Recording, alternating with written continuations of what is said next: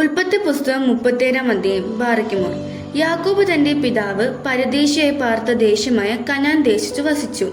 യാക്കോബിന്റെ വംശപാരമ്പര്യം എന്തെന്നാൽ, യോസേഫിന് 17 വയസ്സായപ്പോൾ അവൻ തന്റെ സഹോദരന്മാരോട് കൂടെ ആടുകളെ മേയിച്ചുകൊണ്ട് ഒരു ബാലനായി തന്റെ അപ്പന്റെ ഭാര്യമാരായ ബിൽഹായുടെയും സിൽപ്പായുടെയും പുത്രന്മാരോട് കൂടെ ഇരുന്ന് അവരെക്കുറിച്ചുള്ള ദുശ്രുതി യോസേഫ് അപ്പനോട് വന്ന് പറഞ്ഞു.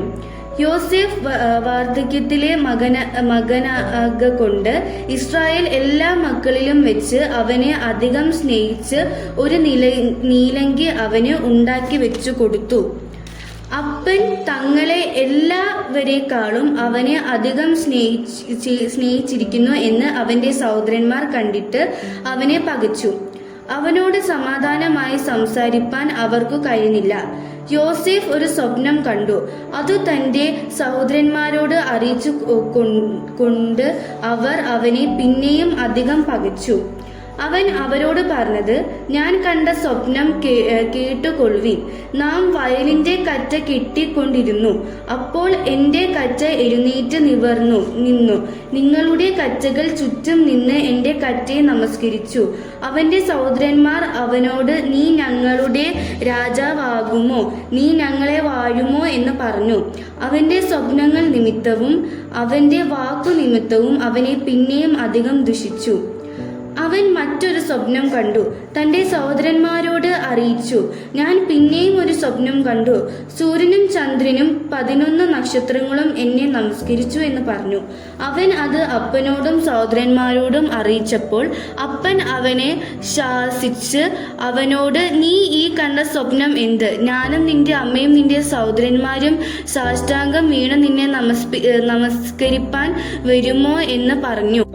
അവന്റെ സഹോദരന്മാർക്ക് അവനോട് അസൂയ തോന്നി.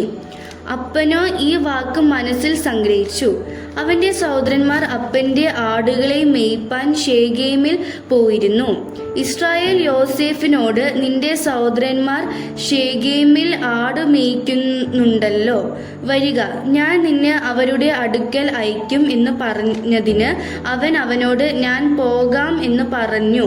അവൻ അവനോട്, നീ ചെന്ന് നിന്റെ സഹോദരന്മാർക്ക് സുഖം തന്നെയോ, ആടുകൾ നന്നായിരിക്കുന്നുവോ എന്ന് നോക്കി വന്ന് വസ്തുത അറിയിക്കണം എന്ന് പറഞ്ഞു. ഹെബ്രോൻ താഴ്വരയിൽ നിന്ന് അവനെ അയച്ചു. അവൻ ശേഖേമിൽ എത്തി. അവൻ വെളിമ്പ്രദേശത്ത് ചുറ്റി നടക്കുന്നത് ഒരുത്തൻ കണ്ടു. നീ എന്ത് അന്വേഷിക്കുന്നു എന്ന് അവനോട് ചോദിച്ചു. എന്തിന് അവൻ, ഞാൻ എൻ്റെ സഹോദരന്മാരെ അന്വേഷിക്കുന്നു. അവർ എവിടെ ആടുമേയ്ക്കുന്നു എന്ന് എന്നോട് അറിയിക്കണമേ എന്ന് പറഞ്ഞു. അവർ ഇവിടെ നിന്ന് പോയി, നാം ദോദാനിലേക്ക് പോക എന്ന് അവർ പറയുന്നത് ഞാൻ കേട്ടു എന്ന് അവൻ പറഞ്ഞു. അങ്ങനെ യോസേഫ് തന്റെ സഹോദരന്മാരെ അന്വേഷിച്ചു ചെന്നു ദോദാനിൽ വെച്ച് കണ്ടു. അവർ അവനെ ദൂരത്തു നിന്ന് കണ്ടിട്ട് അവനെ കൊല്ലേണ്ടതിന് അവൻ അടുത്തു വരും മുമ്പേ അവനു വിരോധമായി ദുരാലോചന ചെയ്തു. അത് സ്വപ്നക്കാരൻ വരുവിൻ, നാം അവനെ കൊന്ന് ഒരു കുഴിയിൽ ഇട്ടുകളക. ഒരു ദുഷ്ടമൃഗം അവനെ തിന്നു കളഞ്ഞു എന്ന് പറയാം. അവന്റെ സ്വപ്നങ്ങൾ എന്താകുമെന്ന് നമുക്ക് കാണാമല്ലോ എന്ന് തമ്മിൽ പറഞ്ഞു. രൂബേൻ അതു കേട്ടിട്ട്, നാം അവനു ജീവഹാനി വരുത്തരുത് എന്ന് പറഞ്ഞ് അവനെ അവരുടെ കയ്യിൽ നിന്ന് വിടുവിച്ചു. അവരുടെ കയ്യിൽ നിന്ന് അവനെ വിടുവിച്ച് അപ്പന്റെ അടുക്കൽ കൊണ്ടുപോകണമെന്ന് ഒരുത്തി കരുതിക്കൊണ്ട് രൂബേൻ അവരോട്, രക്തം ചൊരിയരുത്, നിങ്ങളെ അവന്റെ മേൽ കൈവയ്ക്കാതെ മരുഭൂമിയിലുള്ള ആ കുഴിയിൽ അവനെ ഇടുവീൻ എന്ന് പറഞ്ഞു. യോസേഫ് തന്റെ സഹോദരന്മാരുടെ അടുക്കൽ വന്നപ്പോൾ അവൻ ഉടുത്തിരുന്ന നീലങ്കി അവർ ഊരി അവനെ എടുത്ത് ഒരു കുഴിയിൽ ഇട്ടു. അത് വെള്ളമില്ലാത്ത പൊട്ടക്കുഴിയായിരുന്നു. അവർ ഭക്ഷണം കഴിപ്പാൻ ഇരുന്നപ്പോൾ തല പൊക്കി നോക്കി. ഗിലെയാദിൽ നിന്ന് സാമ്പ്രാണിയും സുഗന്ധ പശയും സന്നിനായകവും ഒട്ടകപ്പുറത്ത് കയറ്റി മിസ്രയീമിലേക്കു കൊണ്ടുപോകുന്നു. ഇശ്മായേല്യരുടെ ഒരു യാത്രക്കൂട്ടം വരുന്നത് കണ്ടു.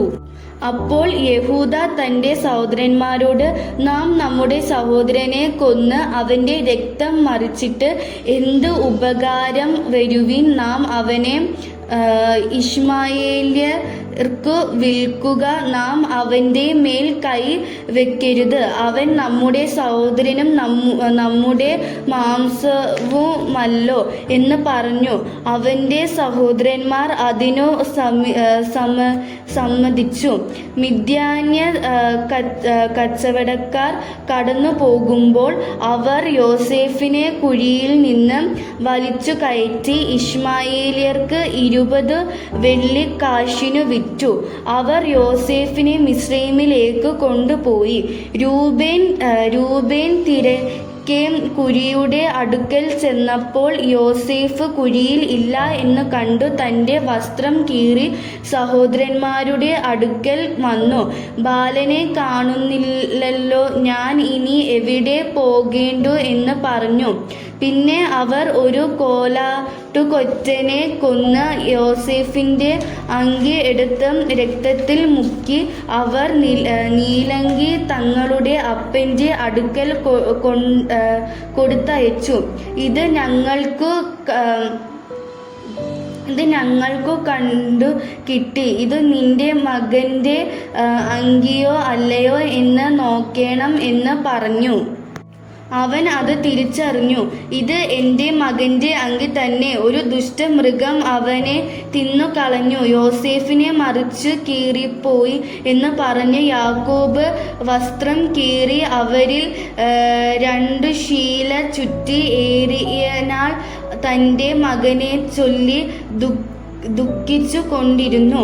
അവന്റെ പുത്രന്മാരും പുത്രിമാരും എല്ലാം അവനെ ആശ്വസിപ്പിപ്പാൻ വന്നു.